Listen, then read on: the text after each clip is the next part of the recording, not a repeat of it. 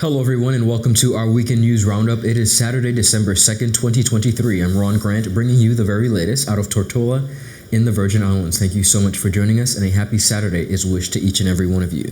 Beginning our weekend news roundup, Andy Bickerton this week has submitted his resignation and will step down as the president of the BVI Football Association effective Thursday, November 30th, 2023. In an interview with Bickerton shortly after the news broke, he explained that he decided to resign ahead of his June 2024 mandatory retirement date to focus on pressing issues relating to his family in the United Kingdom. Bickerton initially served in the position from 1991 to 1996, during which the BVI FA became members of the Leeward Islands FA, the Caribbean Football Union, CONCACAF, and FIFA. He returned briefly from 2000 to 2003 before serving his latest term, which commenced in 2011. A media release from the BVI FA highlighted some of the achievements of Bickerton during his tenure. They said, and I quote, "He has led the recovery of the BVI FA through the devastation of the hurricanes Irma and Maria and the COVID-19 pandemic. During his period, he successfully lobbied the government to lease the land at East End, upon which a football stadium and athletics track are under development. The site was drained and filled, a turf football field was laid, floodlighting installed, and the foundation for the stand constructed." The release continued, "The completion of the 2,600-seater stand is anticipated to commence shortly. It will provide dressing rooms for the teams and referees, medical facilities, and a gym, as well as accommodate the offices of the BVI Football Association and the National Olympic Committee, along with several concessionary spaces." Bickerton is also credited for his involvement in the development of after-school programs in the territory, relating, of course, to football. Bickerton's successor will be Mr. Aubrey Liebert, the longest-serving vice president of the BVI FA. He will assume the position of interim president until the next annual general meeting is scheduled for June 2024. The Technical Studies Department at the H. Lavie Stout Community College has acquired a Hyundai Grand i10 to enhance the experiential learning opportunities for students enrolled in its Automotive Engineering Technology program. President of the H. Lavie Stout Community College, Dr. Richard Georges, was pleased to transfer the vehicle from the college's fleet to the Workforce Training Division on November 10, 2023, and pledged his support for practical learning. Dean of Workforce Training, Ms. Mara Wheatley, expressed that the division is ecstatic to declare the introduction of this substantial element into its automated program. She also explained that the vehicle has been intentionally chosen to meet the evolving requirements of the automotive industry and will strengthen the college's commitment to providing industry-relevant and practical education. Ms. Wheatley said, and I quote, "Practical experience holds significant importance in guaranteeing that our students are sufficiently prepared for successful careers within the automotive industry. This vehicle would be an instructional tool that translates theory into practice by enabling students to apply their knowledge in a secure and supportive setting." She continued by saying, and I quote, "By providing access to this modern equipment and technology, students will enhance their practical experience and competency development." Recently appointed head of technical studies, Ms. Cecilia Rowe, shared that she is thrilled about the addition to her department. Ms. Rowe said, and I quote, "Our students are primarily visual and kinesthetic learners, and this acquisition is viewed as an investment that exposes our trainees to cutting-edge technology that would significantly impact retention and employability." Now, viewers, the Automotive Technology Associate of Science degree is a 2 to 2.5 year program that is designed to provide knowledge and skills for anyone pursuing a career in the automotive service industry. It aims at developing technical skills in servicing, diagnosing, and mechanical repairs in content areas including knowledge of engines, electrics, electronic, chassis systems, and engineering science. In his recent remarks chronicling the reflections of the 1949 march, to which the territory observed by way of a public holiday on Monday, November 27th of this week, 2023, Premier of the Virgin Islands, Dr. the Honorable Natalio D. Wheatley, said the fruits of the 1949 march were monumental in paving the way for Virgin Islanders and were key in re-establishing fundamental human rights to the territory of the Virgin Islands. The fruits of the 1949 Great March were monumental achievements by our foreparents. They have indelibly changed the political, social, and economic landscape of our country and the prospects of all the generations of Virgin Islanders since. Many of the rights, privileges, and comforts that we enjoy and take for granted today would not have been possible were it not for the efforts of the brave men and women who stood up to mighty powers and demanded what are now more widely recognized in modern terms as fundamental human rights. We also paid homage to the freedom fighters who led the march that changed the trajectory of the Virgin Islands. Most of us are very familiar with the concerns and outrage expressed in the 1930s and 40s by notable persons such as Hope Stevens, David G. Fonseca, Charles W. Georges, Howard R. Penn, Joseph R. O'Neill, and the BVI Civic League over the deplorable standard of living on the islands, the poor governance by the administrators, and the social injustice of the day.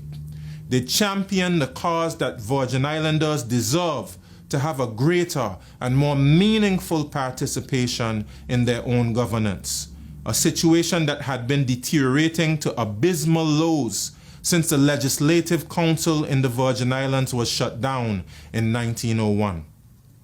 Of course, it took the frustrations and persistence of a humble fisherman from Anegada, Theodulf H. Faulkner, angry with the poor treatment of his pregnant wife, to inspire and stimulate action among the population. United by their common belief of what was right and just and what was wrong, the masses came out in their numbers, marched through the capital, and aired their grievances, and demanded the return of their rights and human dignity in the return of their legislature, so that they would not be governed by persons hundreds of miles away who had no clue as to the realities on these islands. One of the most monumental changes which followed as a result of the march was the re-establishment of the Legislative Council. The return of the legislature to these shores in 1950 paved the way for incremental political development and advancement of our nation and our people. The ability to govern certain aspects of our affairs cleared the way for the development of our tourism and financial services industries, which have aided the economic advancement of our country and our people. Our economic successes have enabled us to develop our infrastructure, such as our ports, airports, and schools. All of this and more have come from the courage of those brave souls who reminded us of the long-held desire of our foreparents to have self-determination, and that if it does not happen in their lifetime, then in the lifetime of their generations. My dear Virgin Islands people, as we celebrate the return of the legislature, as we remember the 1949 Great March, and as we hold up the memory of those great leaders. Viewers, up next we have more on the weekend roundup scene. We'll be right back after a quick commercial break.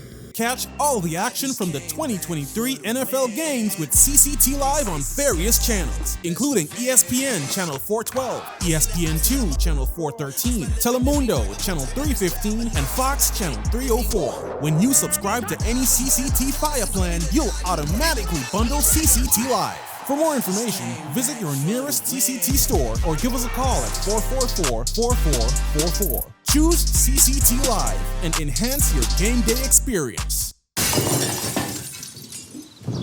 That's out. That's 6. That's out.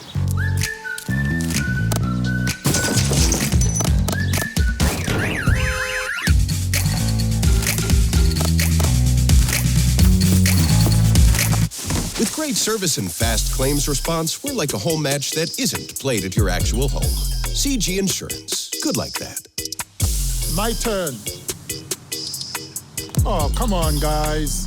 Welcome back, everyone, and thank you so much for sticking with us. On Saturday, November 25th, the Lions Club of Tortola hosted their annual Christmas tree lighting, which signaled the Christmas season in the Virgin Islands. Now, the annual event was once again held at the Sir Alva Georges Plaza and saw a large turnout. The family-friendly event gave gifts to children, as is a customary for the event. President of the Lions Club, Daffodil Sampson, spoke on the success of the event and its importance to the community.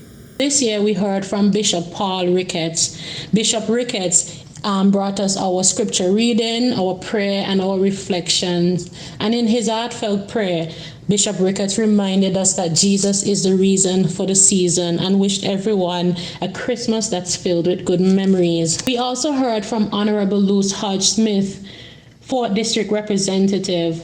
Honorable Hodge Smith thanked our Lions and Aldeos for all of our good works and for consistently hosting this tree lighting ceremony. She thanked us for helping develop the territory and for helping families in need, and encouraged us to continue and to persevere and continue with our good works.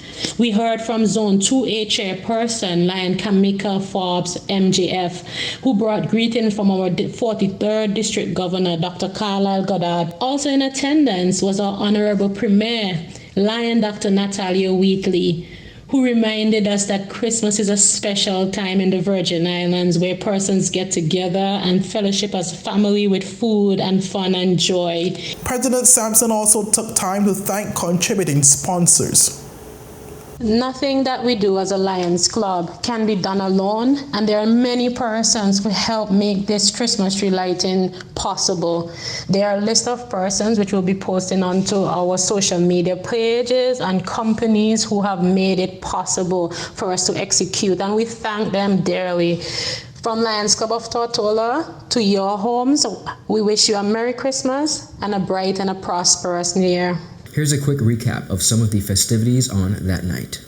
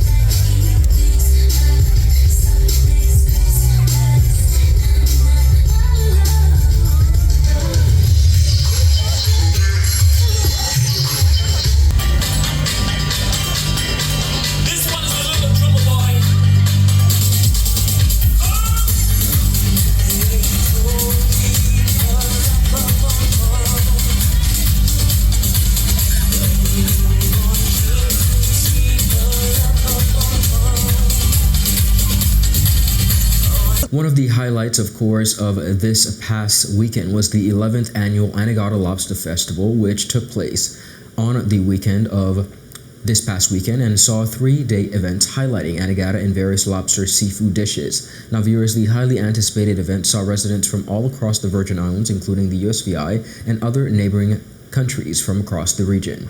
Lobster lovers also enjoyed entertainment from various local bands. As part of this year's events, there were also several features that the BVI Tourist Board organized. Among those features were additional ferries within the territory, including, for the very first time, New Horizon Ferry from Jost Van Dyke, along with ferries from the neighboring USVI.